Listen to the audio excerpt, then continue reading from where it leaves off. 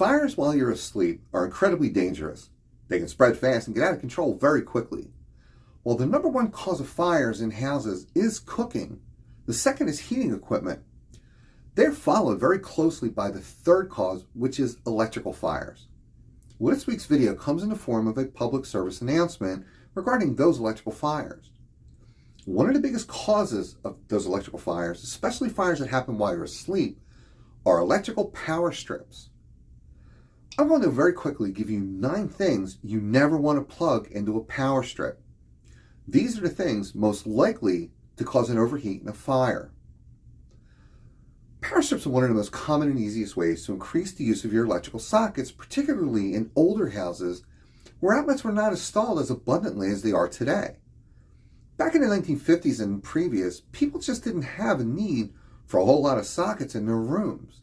They didn't have computers and TVs and all that other stuff.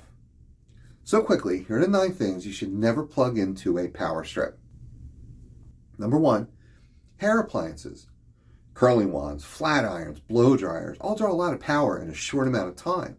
This tends to heat up a power strip and could cause it to catch fire. Number 2, refrigerators and freezers. Even energy efficient ones. These guys cycle on and off 24/7, and when they do cycle on, they pull a lot of power in a short burst.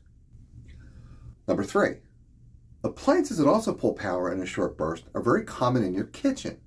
Surprisingly, coffee makers, toasters, large blenders all pull a surprising amount of power when they start up. Number 4, microwave ovens draw a lot of power when they heat something up. It's a lot of energy and it's coming in fast. These guys very easily heat up the power strip to an unsafe point. Number 5, while microwaves may have been an obvious one, you may not think a slow cooker is actually dangerous when plugged into a power strip. True, it uses power slowly, but it uses it over such a long period of time, and that's what causes the wiring to heat up. Number 6, washing machines.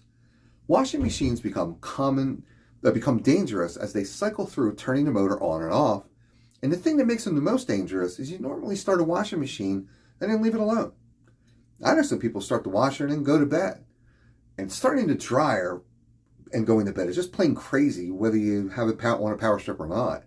Same holds true for the slow cookers, which can heat up wires while you're not home to turn it off, and it starts to get too hot for the power strip.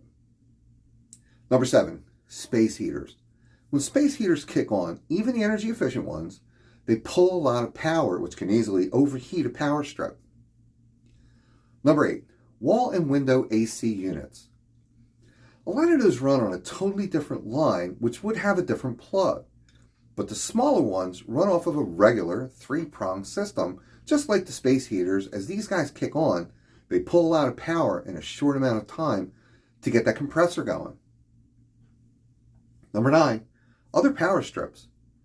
It sure sounds like a great idea to double your electric availability by plugging in one power strip to another. In the industry, they call these things daisy chaining. And with power strips, it's a really bad idea. So if you're doing that now, stop it. Just stop it. So here's what you can do. Well, first thing is to use light load appliances, lamps, clocks, computers, things like that. If you do have to use a power strip, use the kind that have an internal circuit breaker.